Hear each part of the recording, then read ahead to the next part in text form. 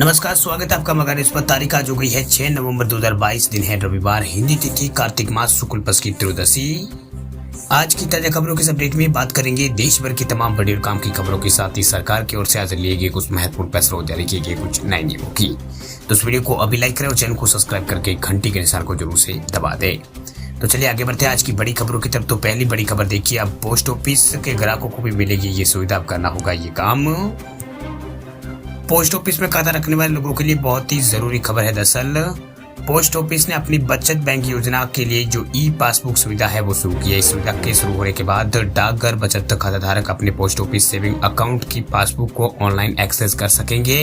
वही ई पासबुक सुविधा शुरू होने के बाद डाकघर बचत बैंक योजना के और अधिक डिजिटल होने की उम्मीद यहाँ पर है, क्योंकि खाताधारक अपनी इच्छा से किसी भी अवधि के लिए लेन देन का स्टेटस जो है वो चेक कर सकेंगे। इस सुविधा के शुरू होने से पहले खाताधारकों को काफी राहत मिलेगी। आपको बता दें कि इससे पहले लोग केवल मनी स्टेटमेंट तक ही लोग जो मनी स्टेटमेंट तक ही सीमित था। अब डाकघर बचत खाता धारक अपने खाते का विवरण खुद हासिल कर सकेंगे और अब उन्हें इसके लिए डाकघर जाने की भी आवश्यकता नहीं पड़ेगी। इसलिए इस ई पासबुक सुविधा के लॉन्च होने के बाद डाकघर बचत बैंक खाताधारकों के पास केवल मनी स्टेटमेंट के बजाय उनकी पूरी बैंक पासबुक तक उनकी पहुंच होगी। ऐसे में कुछ स्टेप फॉलो कर ऑनलाइन ही यहाँ पर इसे चेक किया जा सकता है। वह इंडिया पोस्ट पेमेंट बैंक के ग्राहक है वो इंटरनेट बैंकिंग, मोबाइल बैंकिंग के जरिए अपने खाते को एक्सेस कर सकते हैं। हालांकि आपके पास पोस्ट ऑफिस बचत खाते को ऑनलाइन एक्सेस करने के लिए एक रजिस्टर्ड नेट बैंकिंग या फिर मोबाइल बैंकिंग होना जरूरी है। चलिए बात करते हैं अगली खबर की। तो सरकारी कर्मचारियों के लिए खुशखबरी, 5 लाख तक के कैशलेस इलाज की सुविधा देगी ये सरकारी स्कीम।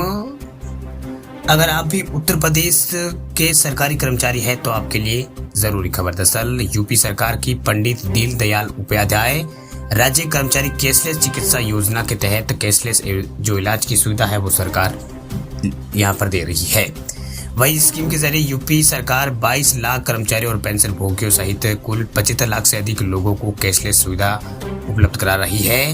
वही यूपी राज्य सरकार के सभी कर्मचारी और सेवानिवृत्त और इसके अलावा राज्य सरकार के कर्मचारी और उनके आश्रितों को इस सुविधा का लाभ मिलेगा। यानी यूपी के कर्मचारियों के लिए एक अच्छी खबर है। बात करते हैं अगली खबर की। तो एंड्रॉइड फोन इस्तेमाल करने वाले लोगों के लिए बड़ी खबर देखिए, गूगल प्ले स्टोर पर मिली है 4 डेटा चुराने वाली एप्स, फोन से तुरंत करें डिलीट। अगर आप भी एंड्रॉइड फोन इस्तेमाल करते हैं तो आपके लिए जरूरी खबर। दरअसल गूगल प्ले स्टोर पर हजारों ऐप उपलब्ध है। इन सभी ऐपों और उनके द्वारा जारी किए गए प्रत्येक अपडेट को गूगल द्वारा वेरीफाई किया जाता है। कभी कभी कुछ डेवलपर्स प्लेटफॉर्म पर जो मैलिशियस ऐप्स है वो ऐड कर देते हैं जो यूजर्स के संवेदनशील डेटा को चुरा लेते हैं। हाल में एक सिक्योरिटी रिसर्चर ने गूगल प्ले स्टोर पर उपलब्ध मैलिशियस ऐप्स का खुलासा किया है जो यूएस के जो कीमती डाटा है उसे चुरा रहे हैं। वही मॉलवेयरबाइट लैब्स की सिक्योरिटी रिसर्चर्स ने 4 ऐसी एंड्रॉइड ऐप्स की जानकारी दी है जो गूगल प्ले स्टोर पर मौजूद थी और उनकी मदद से जो हैकर्स है वो यहाँ पर ट्रोजन एंड्रॉइड डिवाइसेस में पहुंचाए जा रहे थे, यानी जो वायरस थे वो पहुंचाए जा रहे थे। इन ऐप्स को लाखों बार डाउनलोड किया जा चुका है और इन सभी को एक ही डेवलपर मोबाइल ऐप ग्रुप ने तैयार किया है। वही इन ऐप्स में ब्लूटूथ ऑटो कनेक्ट और ड्राइवर और ब्लूटूथ वाईफाई, यूएसबी और ब्लूटूथ ऐप सेंडर और इसके अलावा मोबाइल ट्रांसफर शामिल है। इन ऐप्स को 10 लाख बार डाउनलोड यहाँ पर किया जा चुका है। अगर आपके फोन में भी इनमें से कोई ऐप है तो तुरंत डिलीट करें। वही ये इस तरह के ऐप है जो यहाँ पर कस्टमर का जो ग्राहक है उसके जो डाटा है उसको चुरा रहे हैं। बात करते हैं अब अगली खबर की। तो पंजाब की महिलाओं के लिए खुशखबरी देखिए, सरकार अब देगी हर महीने 1000 रुपए। पंजाब की महिलाओं के बैंक खाते में जल्द ही 1000 रुपए की राशि है वो आ सकती है। दरअसल इस योजना को लागू करने के लिए राज्य सरकार ने पूरा ड्राफ्ट जो है वो तैयार कर लिया है।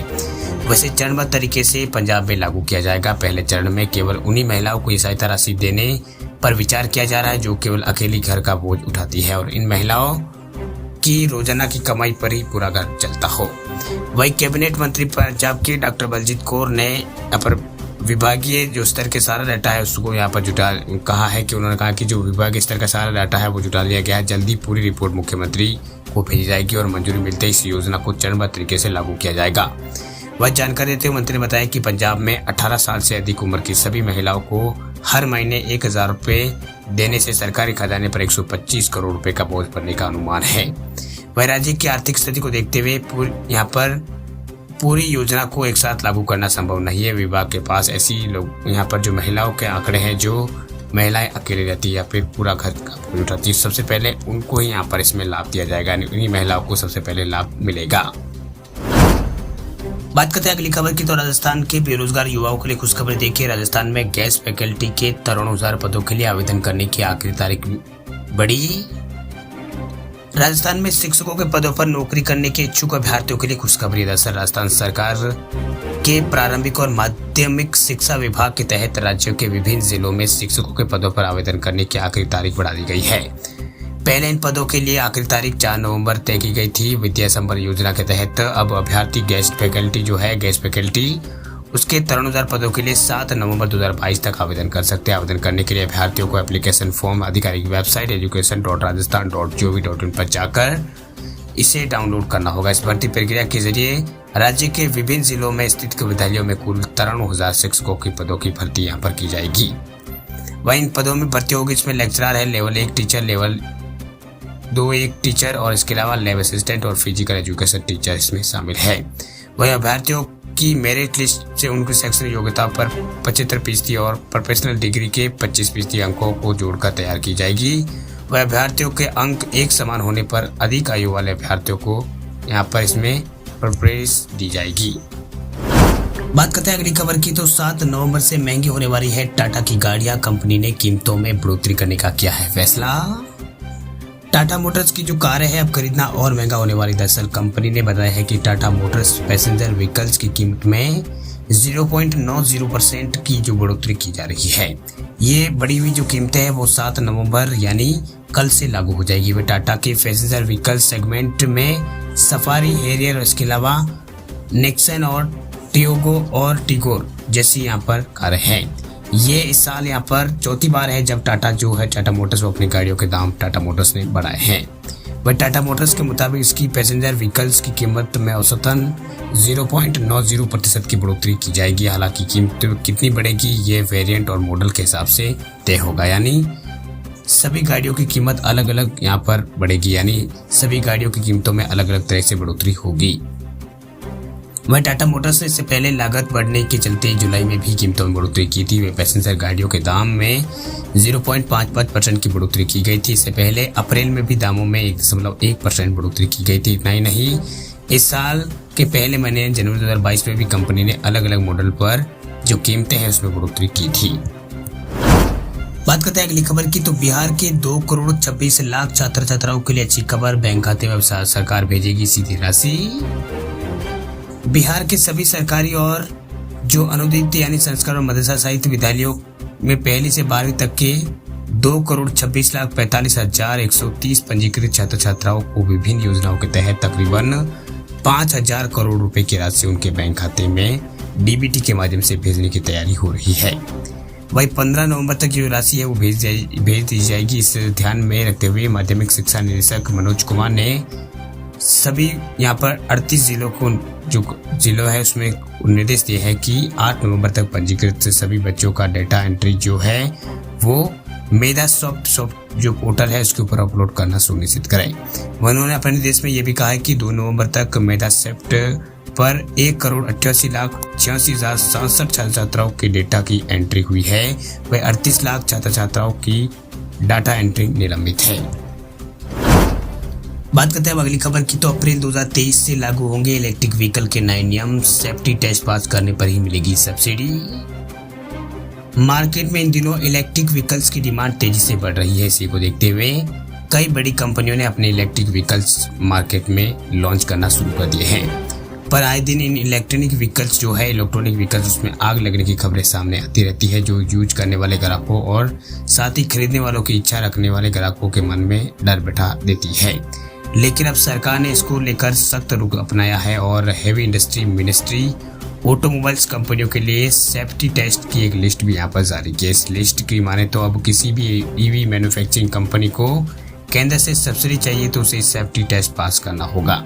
वही सेफ्टी टेस्ट के ये जो नियम है अप्रैल 2023 से लागू कर दिए जाएंगे।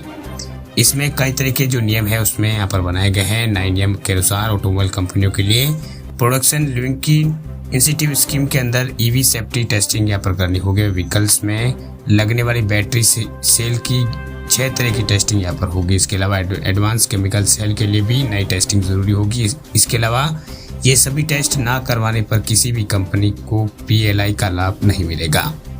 इसके अलावा बैटरी पैक के 5 नए टेस्ट होंगे और बैटरी मैनेजमेंट सिस्टम के 11 तरह के टेस्ट होंगे। इसके साथ ही अन्य कई तकनीकी टेस्ट भी यहाँ पर नए नियमों में शामिल है जो EV की सुरक्षा को ग्रीन सिग्नल देंगे। बात करते हैं अगली खबर की, तो SBI के ग्राहक अब हो जाए सावधान। मोबाइल और मेल पर आ रहे हैं ये फर्जी मैसेज, इन पर बिल्कुल ना करें यकीन। भारतीय स्टेट बैंक यानी SBI के खाताधारकों को यहाँ पर धोखाधड़ी होने का खतरा उनके ऊपर मंडरा रहा है। दरअसल अगर आपके भी अकाउंट में अगर आपका अकाउंट SBI में है तो आपको सतर्क हो जाना चाहिए। दरअसल मोबाइल पर आने वाले किसी भी कॉल या मैसेज या फिर WhatsApp और मेल पर भेजे गए लिंक को क्लिक ना करें, क्योंकि इसके जरिए साइबर क्रिमिनल आपसे गोपनीय जानकारी हासिल करके पैसों को, आपके जो पैसे है उसकी चौपट लगा सकते हैं। ऐसा इसलिए क्योंकि कुछ शातिर साइबर बदमाश भारतीय स्टेट बैंक के ग्राहकों को अपने मोबाइल पर मैसेज भेजकर उनके बैंक खाते से जुड़ी सीक्रेट डिटेल्स मांग रहे हैं और डराया जा रहा है कि अगर जानकारी अपडेट नहीं की गई तो अकाउंट ब्लॉक हो जाएगा। हालांकि ये जो यहाँ पर खबरें हैं, यहाँ पर ये वो बता रहे हैं, वो जानकारी जो है वो पूर्ण रूप से झूठी है। वहीं इन संदेशों में SBI ग्राहकों को कहा जा रहा है कि वे अपने बैंक खाते को ब्लॉक होने से बचाने के लिए पैन कार्ड नंबर को तुरंत अपडेट करें। इस फर्जी मैसेज के साथ एक लिंक भी भेजा जा रहा है। स्पष्ट कर दें आपको कि भारतीय स्टेट बैंक समेत अन्य सभी बैंक कभी भी मैसेज के जरिए अपने ग्राहकों से बैंक खाते से जुड़ी गोपनीय जानकारी नहीं मांगते हैं। वही अगर आपके पास भी इस तरह का कोई मैसेज, मेल या फिर कॉल आया है तो इसे इग्नोर कर ले। इसमें बैंक खाते से जुड़ी निजी जानकारी अगर मांगी जाए तो सतर्क हो जाए। इस बारे में यहाँ पर प्रेस इंफॉर्मेशन ब्यूरो की फैक्ट चेक जो टीम है उसने भी ट्वीट करके SBI के ग्राहकों को अलर्ट किया है। यदि आप भी भारतीय स्टेट बैंक यानी SBI के ग्राहक हैं और आप किसी धोखाधड़ी की तरह ऑनलाइन धोखाधड़ी या साइबर के फ्रॉड होते हैं तो तुरंत यहाँ पर आपको रिपोर्ट करना या फिर 1930 नंबर पर कॉल करके इसकी सूचना भी आप दे सकते हैं, जिसमें आप जो publishing@sbi.co.in शिकायत कर सकते हैं। अगर आप धोखाधड़ी के शिकार होते हैं तो आप तुरंत अगर शिकायत करते हैं तो आपकी समस्या का समाधान भी हो सकता है।